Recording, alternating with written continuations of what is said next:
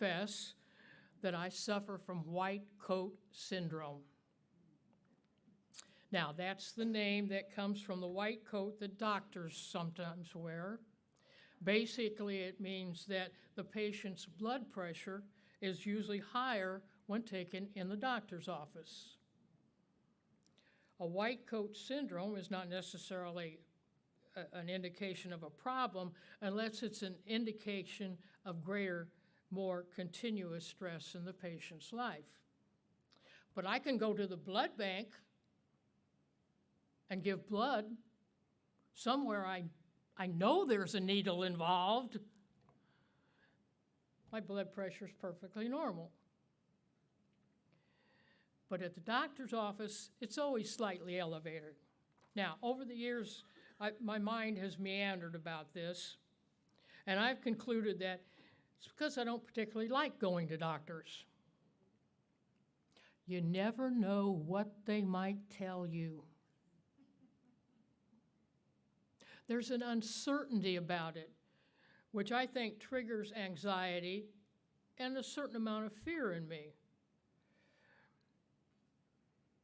The only doctor I don't mind going to is my dentist. Now, I know for some of you that seems bizarre,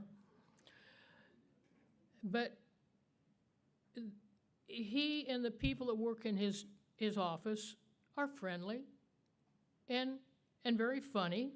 And if there's any pain involved, it's usually very short. And, well, most of the time we talk sports. Well, he talks sports. I only get to talk after he takes the instruments and the gauze out of my mouth. But I digress. Over the years, I've used different ways to curb my anxiety about going to doctors. I used to go to the doctor's office and immediately find the Reader's Digest and start reading all the jokes. And that helped. Laughter's good. Then I bought a Nook and I found that playing solitaire was a good way to keep my mind away from the possibilities that a doctor might describe or prescribe.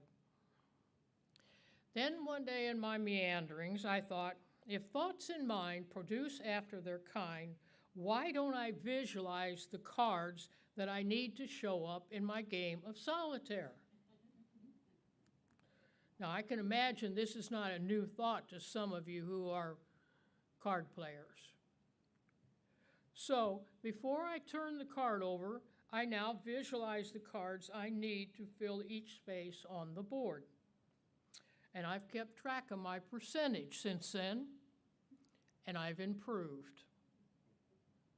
Now, am I getting better because I'm concentrating and learning to play better? Or because I'm utilizing the third principle, thoughts in mind produce after their kind? But if I'm getting better, who cares? I'm getting better.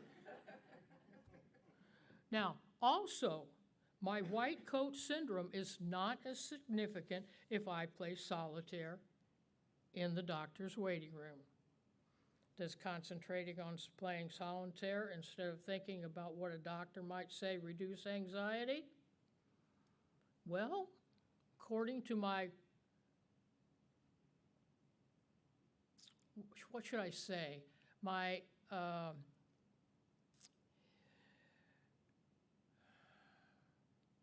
because it's not real, I cannot say scientific data, but it's enough to convince me, okay? Now, Karen Kelly talked a couple weeks ago about relieving anxiety in children and thereby improving their test scores. Some individuals, adults included, experience great anxiety when taking tests. Can thoughts and exercises release some of that anxiety? Karen talked about teachers using different techniques to help children prepare for taking tests. Deep breathing exercises, clenching fingers and toes, listening to gentle music. We all could use a recording maybe. Affirmations such as, I can do hard things. Adults might use the more formal, I am calmed and centered in the Christ's mind. Nothing can disturb the calm peace of my soul. Athletes have used mind skills and visualization skills to improve their skills for years. Beginning with Little League, see the ball, hit the ball. Bowling, see the ball, hit the pin, head pin. Basketball, see the ball going over the front of the rim. Visualize feeling how it is performing the perfect 10 on a balance beam. What we tell ourselves is important. What seeds we plant in our mind are important. What thoughts we allow into our minds are important, because thoughts in mind produce after their kind. And we're always thinking. Author Deepak Chopra, author of numerous books, including The 7 Spiritual Laws of Success, has stated that inner dialogue is one of our basic characteristics. And author Marie Nemeth, who some of you know through her class, The Energy of Money, uses the term monkey mind. Our minds are never silent. There's continual babble going on. We are always taking information about what our 5 senses are telling us, what we hear, see, smell, feel, taste. Then we assimilate that information in relation to what's already in our minds. You know, when we see someone for the first time, we may observe their manner of dress, their facial and physical features, their behavior in that particular setting. We observe. Then in our minds, we may do some evaluating of that person. Hopefully, we do not move into a series of judgment about that person. Quick example. When I was about 8 or 10 years old, and I was with my grandparents on the farm, in the barn one evening, it was about 5 o'clock, but it was in the fall, so it was already dark, and my grandparents were milking the cows, and I was up in the front of the barn. All of a sudden, my dog started to bark. He was a great watchdog, so I knew something was outside, so I went to the door and opened it. And you can imagine, someone who's about this tall, opening a door and looking up and seeing this man standing there. And I didn't know the man, which was kind of unusual because, rural community, I usually knew everybody, my grandparents did. This man had a mustache. It was not common for men to have a mustache at that time. This man had a black eye patch. Who wears an eye patch? The mind is working, okay? A pirate. Pirates are bad guys. Okay, this could have been a traumatic experience, except by that time my grandfather had come up to the front of the barn and said, "Oh, hi, Carl." This was a man, he and his wife had moved to a farm about a mile away just recently, but he also did custom combine work, and he had stopped by to schedule a time when he could combine Grandpa's beans. I never did find out why he was wearing that eye patch. I think it must have been obviously a temporary thing. And he was indeed a good friend, because when my grandparents moved off the farm into the town and retired, he was there to help them move. Using our senses to observe and our minds to evaluate is a normal process. We have inner dialogues. all the time. They are totally useful. Our inner dialogue is of the conscious intelligence field. We can be totally aware of it. We observe, we evaluate. It's important that we do this. You know, the individual that we see on the road might be the one we heard about on the news last night, someone who's dangerous to society. The situation we are driving into might be icy roads that with advanced knowledge and evaluation we could avoid. But on the other hand, it is possible to become judgmental in our inner dialogues. You know, that person who wears an eye patch may not be a bad guy, but a good friend. The home that looks run down on the outside, located in maybe an undesirable part of town, may house a loving family that would be a delight to visit. The person who looks disheveled and inappropriately dressed may be the most intelligent, giving person you have ever met. Now, I thought about telling this joke last night. I don't want it to be the only thing you remember from this talk. But it's an old joke, and I always loved it. It's about Bubba.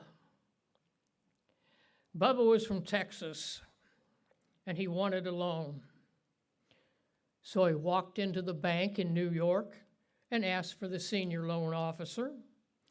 He told the loan officer that he was going to Paris for an international redneck festival. He was going to be gone 2 weeks. He wanted to borrow $5,000, and then he was not a depositor in their bank. The bank officer kind of wondered, but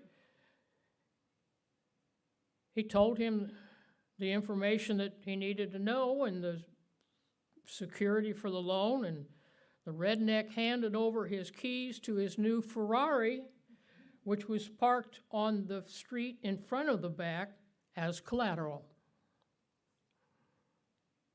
The redneck produced the clear title and everything checked out, and the loan officer agreed to hold the car as collateral for the loan and apologized for having to charge Bubba 12% interest. As I said, this is an old joke.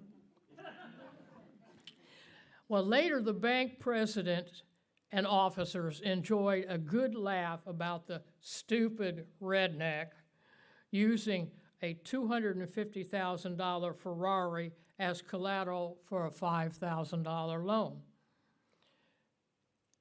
But an employee of the bank then drove the Ferrari into the bank's private underground garage, parked it, and locked it.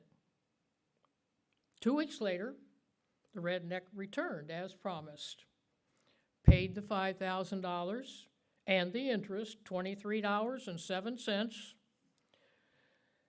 The loan officer said, "Sir, we are happy to have had your business, and this transaction has worked out very well for us, but we are a little puzzled. While you were away, we checked you out on Dunn and Bradstreet and found that you are a distinguished alumni from Ole Miss University, that you are a highly sophisticated investor and multimillionaire with real estate and financial interests all over the world. We learned that your investments include a large number of wind turbines around Sweetwater and oil wells in Midland, Texas. What puzzles me is why you bother to borrow a measly $5,000. Well, Bubba laughed and replied, "Where else in New York City can I park my Ferrari safely for 2 weeks for only $23.07 and expect it to be there when I return?"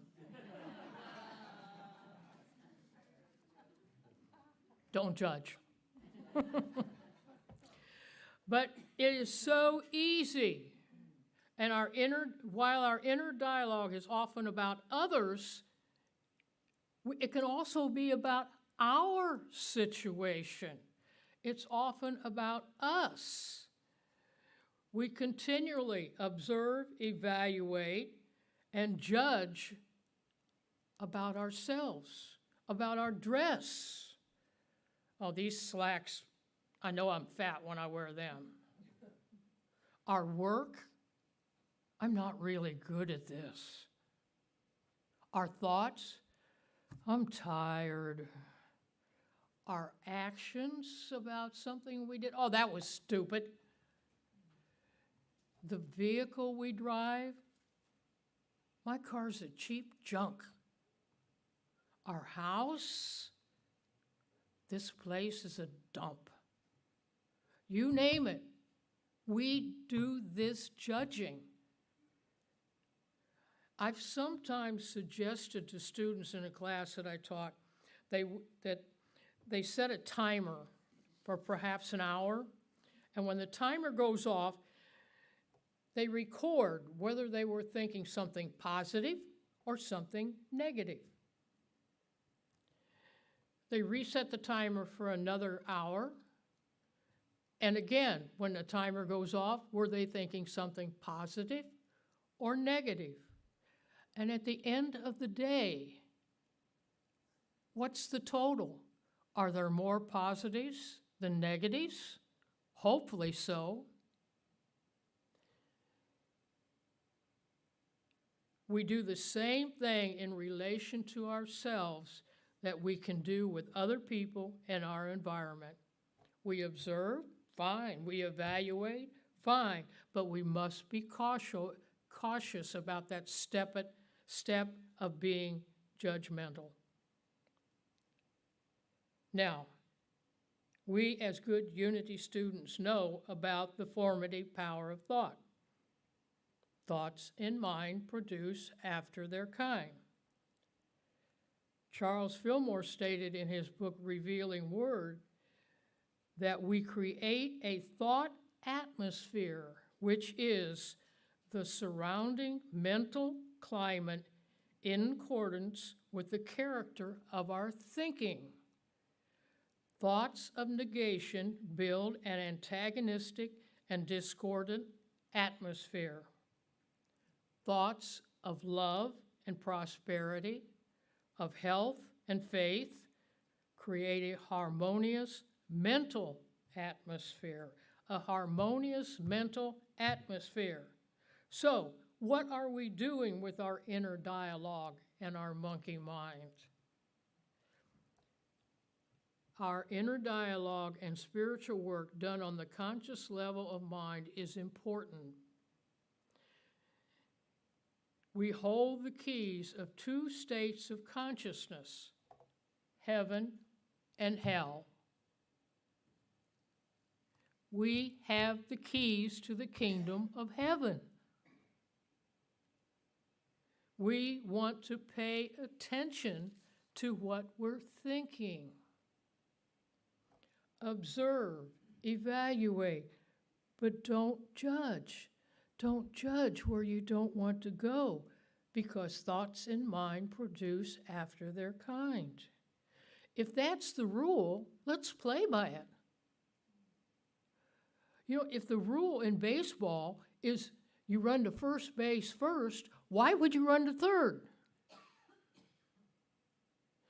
If the rule is to clockwise to tighten, counterclockwise to loosen, why would you turn it clockwise and then get angry because the bolt won't come off?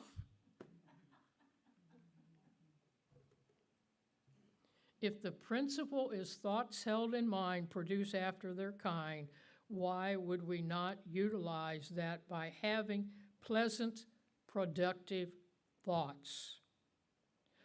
Thoughts that help us with our life instead of judgmental thoughts, negative thoughts, or worry. In closing, I'd like to leave you with the last stanza of a poem entitled, You Never Can Tell. It's by Ella Wheeler Wilcox. You never can tell what your thoughts will do in bringing you hate and love. For thoughts are things, and their airy wings are swifter than carrier doves. They follow the law of the universe. Each thing must create its kind. And they speed o'er the track to bring you back whatever went out of your mind. And a final quote from Unity author and minister Eric Butterworth. If life is what you are thinking about all day, then if you want a harmonious and effective life, you had better see to it that you keep your mind centered on positive things all day long. And Dave's going to help with meditation again this morning.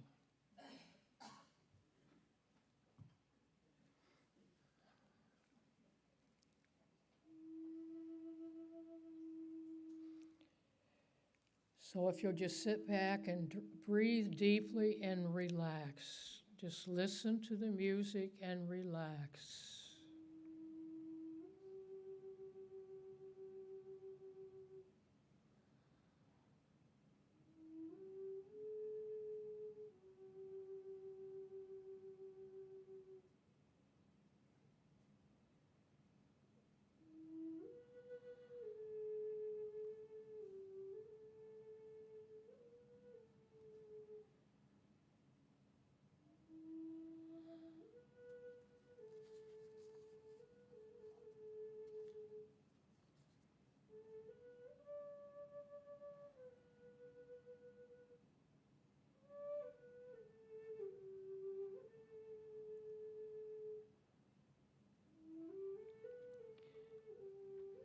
This morning, we have a divine appointment. Divine appointments are times when we are cooperating with God by accepting our blessings. As we live as spiritual beings, we bring the truth of who we are to everything we do.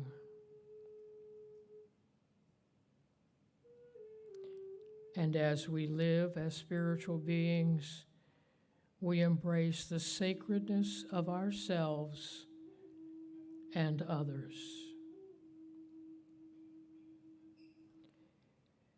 There is no limit to how much or how often God can bless us.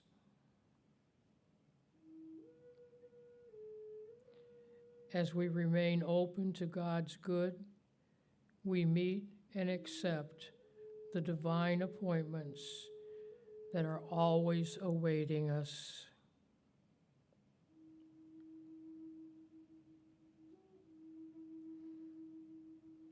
Divine appointments are our time in the silence, but divine appointments can also be the seemingly chance meetings with someone who has become a cherished friend. Divine appointments can also be the moments when we recognize the beauty of our environment. Divine appointments are also about living as a spiritual being, bringing the truth of who we are to everything we do, and embracing the sacredness of others.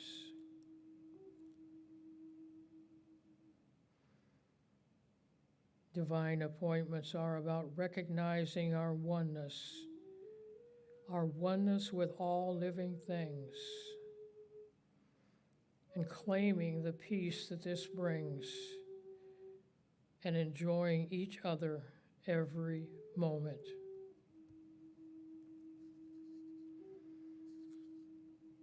This morning, we truly claim our peace as we enjoy this time in the silence.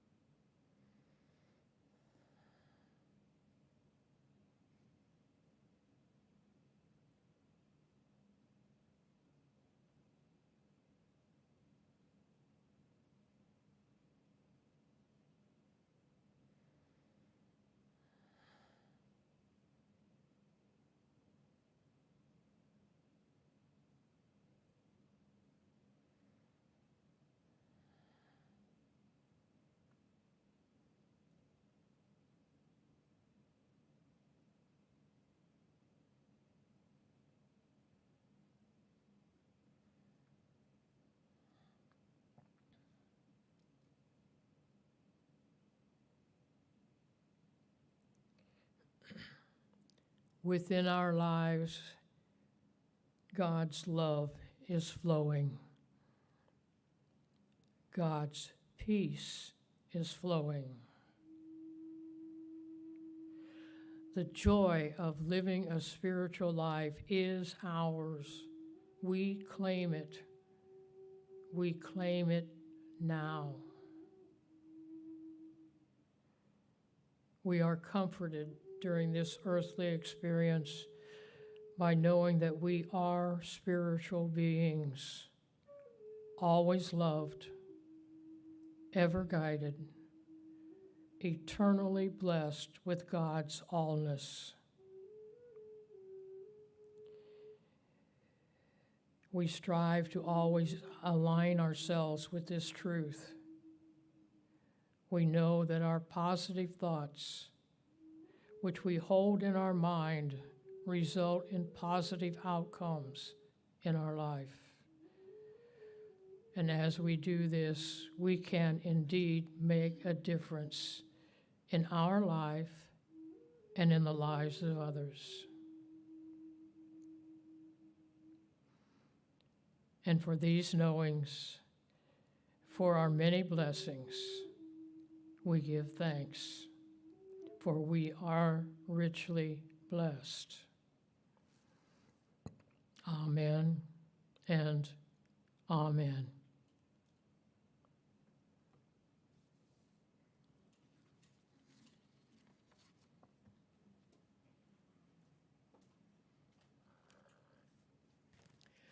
And now if you will